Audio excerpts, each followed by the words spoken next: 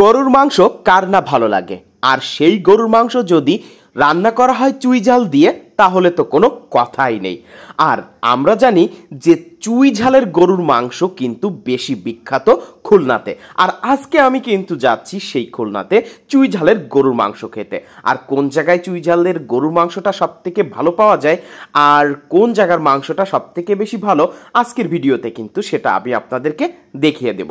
তাই প্রথমত আমি আজকে বেছে নিয়েছি খুলনার আল আরাফা রেস্তোরাঁ 2কে। অর্থাৎ আজকে আমি এখানে যাব আর এর ভিতরটাতে যে আমি কিন্তু আজকে চুই ঝালের গরুর মাংস খাবো। তো চলেন কথা না বাড়িয়ে ভিতরে যাওয়া যাক।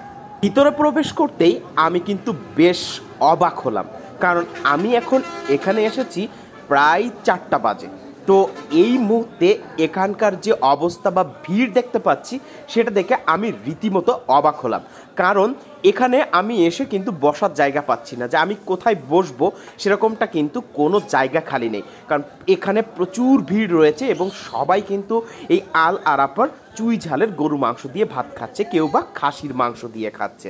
তো আমি ফাইনালি কিন্তু আমার একটা বসার জায়গা পেলাম আর আমি এখানে বসবো।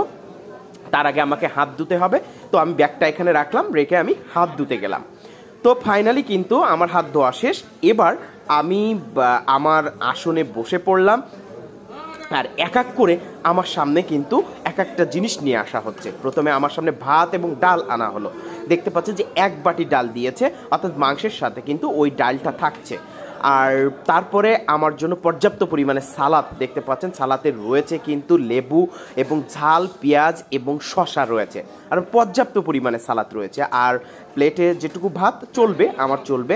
আর এই যে মাংসের প্লেট, একটা মাংসের গামলাটা কিন্তু চলে এসেছে আমার সামনে, আর আমি এর ভিতর থেকে কিন্তু মাংস আমার পছন্দ মতো বেছে নিতে পারবো। তাই আমি ভাইটিকে বললাম যে ভাই, আমার জন্য একটি প্লেট নিয়ে আসুন এবং আমাকে প্লেটে করে আলাদা করে মাংসটা বেছে দিবেন, যাতে করে আমি ওই প্লেট থেকে আলাদাভাবে নিজের মতো করে নিয়ে খেতে পারি। তো আমাকে মাংস দেওয়ার জন্য বেশ ট্রাই করছে। অবশেষে কিন্তু একটা মাংস পেলো, বললো যে এই মাংসটাই ভালো হবে। তো আমি বললাম ঠিক আছে, আপনি এটাই দেন। আর তারপরে যে কাজটি করছে, আমাকে কিন্তু তল থেকে ঝোল দিচ্ছে, দেখতে পাচ্ছেন ছোট্ট একটা প্লেটে।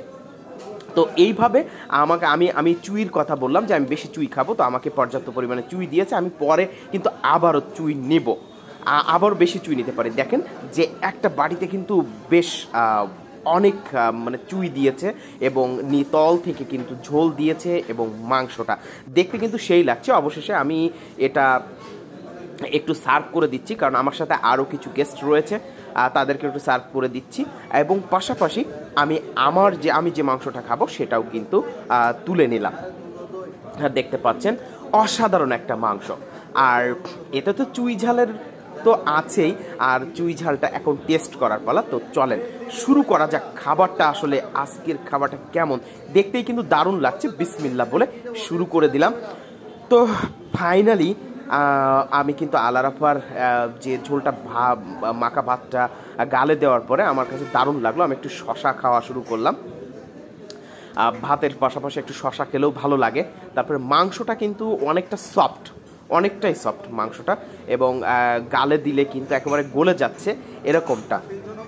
রীতিমতো কিন্তু এটা বাসায় যেভাবে আমরা রান্না করি একদমই তার থেকে সম্পূর্ণ আলাদা। খুবই ভালো লাগছে আর দারুণ। অবশেষে কিন্তু আমার পুরো প্লেটটা কিন্তু পরিষ্কার করা শেষ। আমি এখন বসে বসে কি করছি, চুই খাচ্ছি। আপনারা দেখলে অবাক হবেন যে আমি একা কতগুলো চুই খেয়েছি। আমি আপনাদেরকে দেখাচ্ছি, দেখেন এইগুলো চুই কিন্তু সব আমি একা খেয়েছি। অর্থাৎ আল আরাফায় আসলে আপনি কিন্তু পর্যাপ্ত পরিমাণে চুই খেতে পারবেন। তার আগে বলি, এখন কিন্তু আল আরাফা 0 পয়েন্টের রেস্তোরাঁ 2তে এখানে চুই ঝালের মাংসটা কিন্তু হেভি টেস্টি, এবং আর এখানকার মাংসের প্রাইস অর্থাৎ গরুর মাংস কিন্তু বর্তমানে 165 টাকা পার পিস, এবং খাসির মাংস হচ্ছে 200 টাকা পিস।